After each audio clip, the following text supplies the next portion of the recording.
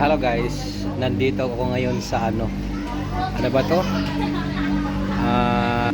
ABC 74 dito sa Balintawak. Maganda din pala itong venue dito sa loob. Tingnan nyo, pwede ka na doon mag-dive. Sabi nila 6 feet daw yan, mababaw lang 6 feet, di ba? Yun doon kung pambata, pwede kayo doon magtagay sa silong, tagayan. Sa taas pwede din, hanggang doon sa dulo. May ihawan din sila doon ihawan.